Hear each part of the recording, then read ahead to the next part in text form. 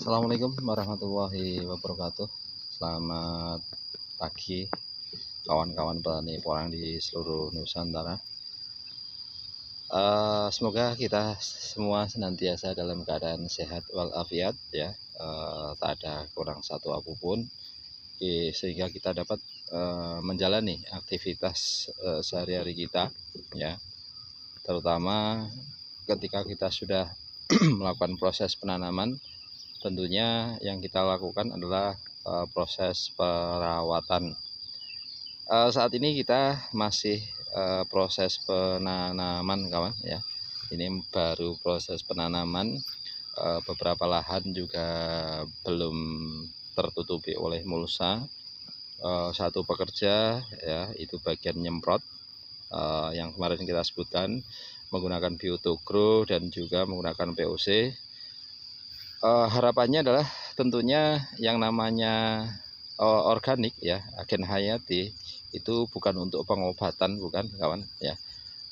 Tujuannya adalah untuk mencegah ya, mencegah yang mana adalah jamur patogen ataupun bakteri-bakteri patogen yang tumbuh ya di lahan kita itu bisa tertangani lebih dini ya, sehingga mereka tidak melakukan pertumbuhan atau perkembangan secara signifikan, tertahan, dan harapannya adalah tanaman porang kita menjadi lebih sehat. Sekali lagi, yang namanya agen hayati ataupun pupuk organik ya, itu bukan untuk pengobatan ya, tetapi melainkan untuk pencegahan atau preventif. Hal ini tentunya dengan harapan nanti tanaman porang kita menjadi lebih sehat. Nah, kemudian yang untuk petakan sebelah sini, kita sedang melakukan proses penanaman kawan ya. Terlihat bahwa kita menggunakan jarak tanam yang begitu dekat dan tentunya yang kita gunakan adalah kata-kata dengan ukuran mini, ukuran kurang lebih isi 1000 biji dalam 1 kilonya. Dalam satu bedeng ya, atau dalam satu gulutan itu kita antara 8 sampai 10 baris kawan ya, 8 sampai 10 baris menggunakan jarak sekitar 10 sampai 15 cm. Tujuannya tentunya adalah dalam 1 tahun atau dalam 1 musim hujan kita untuk digunakan untuk pembibitan ya, pembibitan yang mana nanti targetnya tentunya kalau dalam 1 musim ya, kemudian kita bongkar, kita panen, bisa kita untuk proses penanaman di lahan sebanyak kisaran adalah 4 sampai 5 hektar ya. Kalau ini adalah lahannya sekitar 1 hektar, artinya bahwa dalam 1 tahun ini untuk mempersiapkan lahan yang seluas sekitar 4 sampai sekitar 6 hektar, kita hanya memusatkan di satu lahan, yaitu lahannya adalah sekitar lahan 1 hektar. Berulang kali kita pernah sampaikan, ketika kita melakukan proses semacam ini, yang pasti kita irit ya, irit satu. Ketika kita tanam di lahan langsung, contoh misalnya 4 hektar, tentunya sewa lahannya adalah 3 kali lipat lebih banyak ya. Dalam 1 hektar, contoh misalnya kita estimasi itu adalah 10 juta, maka ketika kita menyewa langsung lahan seluas 4 hektar, berarti kita membutuhkan biaya 40 juta rupiah. Yang mana untuk musim ini kita hanya membutuhkan biaya sewa lahan 10 juta rupiah. Kita irit 30 juta rupiah. Kemudian pengiritan yang kedua adalah pada proses olah lahannya. Olah lahan, penaburan pupuk dasar, kemudian barangkali memasang mulsa, itu kita membutuhkan biaya paling tidak sekitar 15 juta rupiah kawan ya. Olah lahan, kemudian sewa pupuk dasarnya itu kurang lebih 15 juta rupiah. Kalau dengan mulsa barangkali kisaran hampir 20 juta lebih. Kalau kita kalikan 3, maka 20 juta itu kalau kali 3 adalah 60 juta rupiah. Berarti dari 2 item tadi kita sudah irit adalah sekitar 90 juta rupiah. Belum lagi ya dalam proses perawatannya ya, pencabutan gulma itu biasanya per hektar dalam satu musim habis sekitar 10 juta rupiah. Maka hal itu ya, kalau kita hanya memusatkan dalam 1 hektar maka kita bisa irit 30 juta rupiah. Artinya kurang lebihnya untuk satu musim kita bisa hemat biaya kurang lebih sampai 120 juta rupiah. Nah, itu kenapa kita melakukan hal semacam ini, tentunya adalah untuk menekan biaya.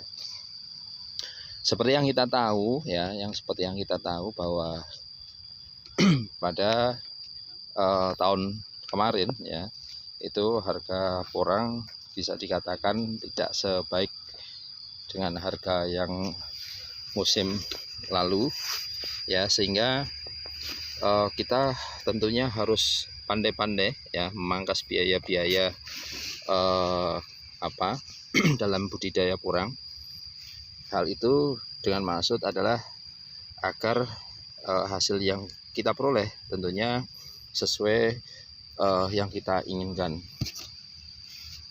Nah, ini adalah contoh bibit ya katak yang kita tanam kan. Besarannya semacam ini ya. Ini kurang lebih isi 1000 ya, 1000-nya 1000 lebih.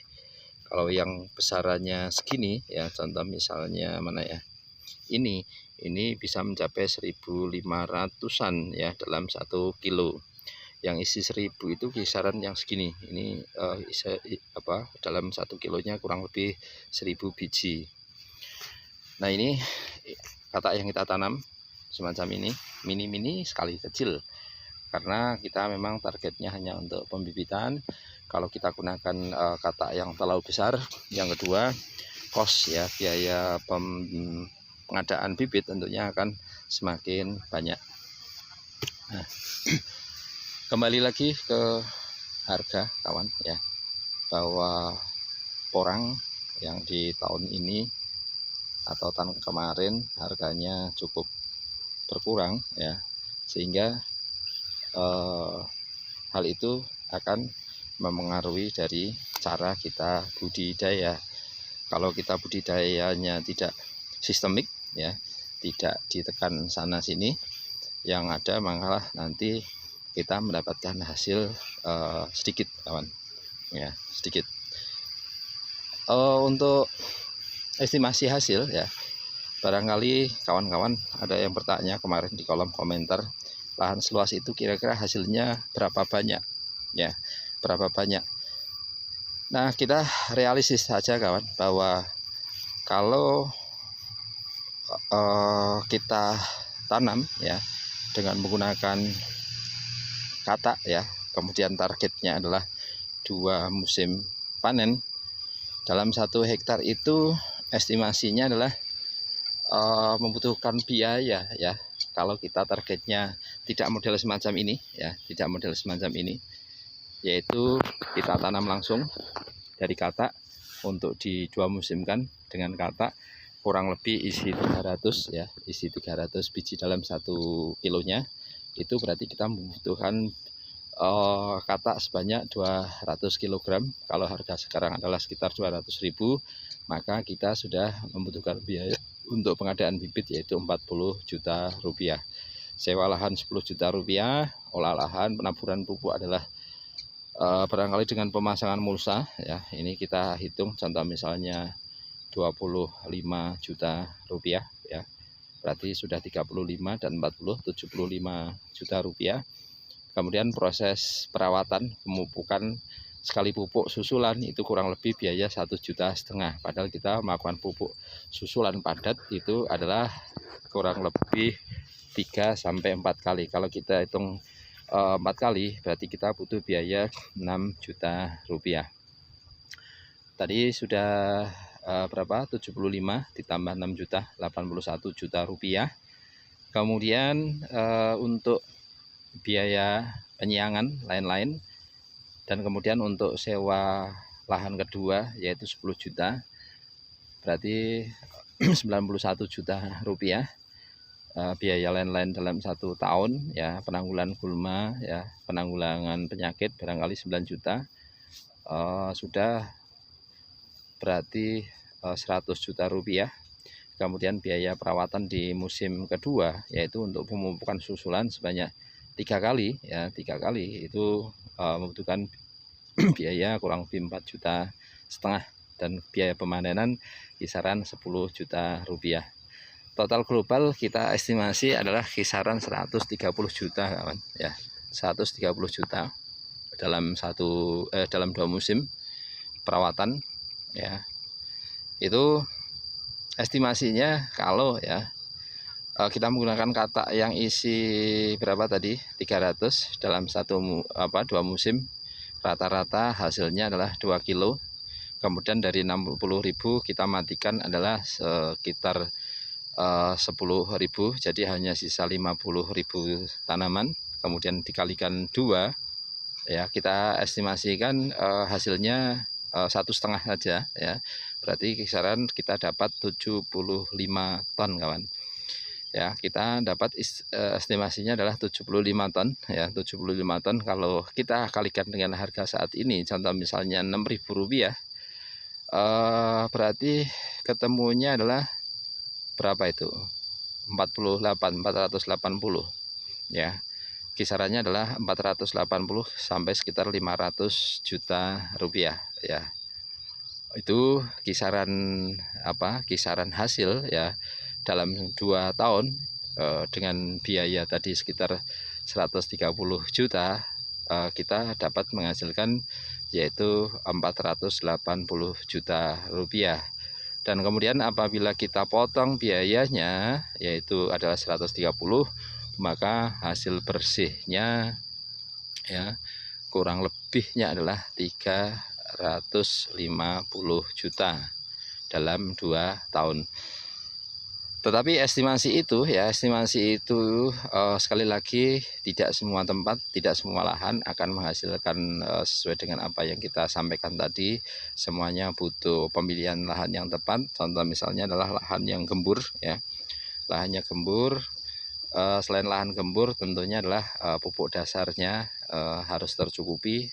Kemudian pupuk susulannya itu tercukupi, dosisnya tepat. Ya, itu tentunya kurang lebih akan menghasilkan sesuai apa yang kita inginkan tadi.